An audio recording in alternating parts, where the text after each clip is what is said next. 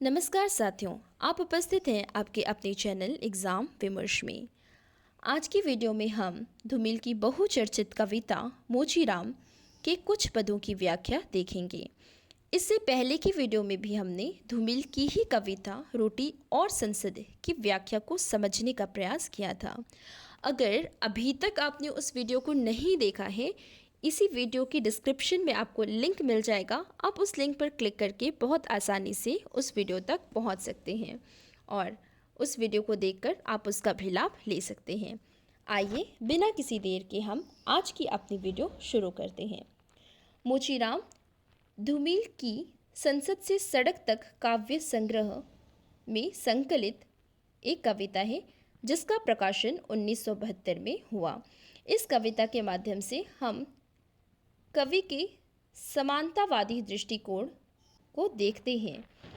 कवि की नज़र में न तो कोई छोटा है न ही कोई बड़ा है, बल्कि हर व्यक्ति ही समान है। कवि सभी को एक समान नज़रिए से एक जोड़ी जूते की तरह देखता है। कवि कहता है कि कोई भी इस जूते की नाप से बाहर नहीं है, अर्थात सभी एक समान हैं। कवि कहना चाहता है कि किसी भी कार्य को करने के लिए जाति कोई आधार नहीं होनी चाहिए, बल्कि व्यक्ति को अपनी इच्छा के अनुसार किसी भी कार्य को करने की इजाज़त होनी चाहिए। किसी भी विद्या को सीखने की स्वतंत्रता होनी चाहिए। धूमिल इस प्रकार से जो जाति के आधार पर कामों को बांट दिया गया है, इस व्यवस्था को खत्म करना चाहते हैं। इस कविता में कवि का आक्रोश बहुत ही गहराई से प्रकट होता है और इस कविता का जो केंद्रीय पात्र है वह एक मोची है। वैसे तो यह चरित्र बहुत ही साधारण है, लेकिन कविता की विशिष्ट संगठन से यह साधारण सा चरित्र अर्थात मोची नायक का रूप ले लेता है। आइए हम कविता को पढ़ते हैं। रापी से उठी हुई आंखों ने मुझे क्षण भर टटोला और फिर जैसे पतियाए हुए स्वर में वह हंसते हुए बोला, बाबूजी, सच कहूँ मेरी निगाह में ना कोई छोटा है ना कोई बड़ा है। मेरे लिए हर आदमी एक जोड़ी जूता है जो मेरे सामने मरम्मत के लिए खड़ा है। इसमें कवि कहते हैं कि मोचीराम रापी से उठी हुई आंखों ने मुझे क्षण भर टटोला और फिर पतियाए हुए स्वर में वह हंसते हुए बोला। रापी एक प्रकार का मोची का औजार है। कवि कहते हैं कि मोची ने औजार के समान अपनी आँखों को उठाकर उसे क्षण भर टटोलने की कोशिश की, अर्थात उसकी आँखों में वह देखकर समझना चाहते हैं कि इस पर विश्वास करूं, और वह उसी प्रकार से उसकी आँखों में अर्थात मोचीराम कवि की आँखों में देखते हुए पतियाए हुए स्वर से हंसते हुए कहता है कि बाबूजी, सच कहूँ मेरी नज़र में ना कोई छोटा है ना कोई बड़ा है। मेरे लिए हर आदमी ही एक जोड़ी जूता है। मोचीराम कवि से कहते हैं कि मेरे लिए कोई छोटा या बड़ा नहीं है, लेकिन मेरे लिए हर व्यक्ति ही एक जोड़ी जूते के समान है जो मेरे सामने मरम्मत के लिए खड़ा है। अर्थात कोई भी छोटा या बड़ा नहीं है, वह सबकी समान सम्मान करता है और सभी को एक जोड़ी जूतों की तरह ही देखता है, चाहे वह कितना भी बड़ा व्यक्ति हो, कोई भी हो। मोचीराम के लिए हर एक व्यक्ति एक जोड़ी जूते के समान है, कोई भी छोटा या बड़ा नहीं है।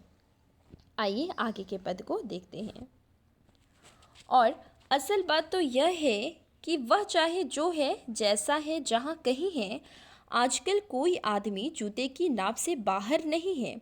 फिर भी मुझे ख्याल है रहता है कि पेशेवर हाथों और फटे जूतों के बीच कहीं ना कहीं एक अदद आदमी है जिस पर टांके पड़ते हैं, जो जूते से झांकती हुई अंगुली की चोट छाती पर हथौड़े की तरह सहता है। मोचीराम कवि से आगे कहते हैं कि असल बात तो यह है कि वह जो है जैसा है जहाँ कहीं है, आजकल कोई भी आदमी जूते की नाप से बाहर नहीं है। अर्थात वह कोई भी व्यक्ति हो, कोई भी व्यक्ति जूते की नाप से बाहर नहीं है।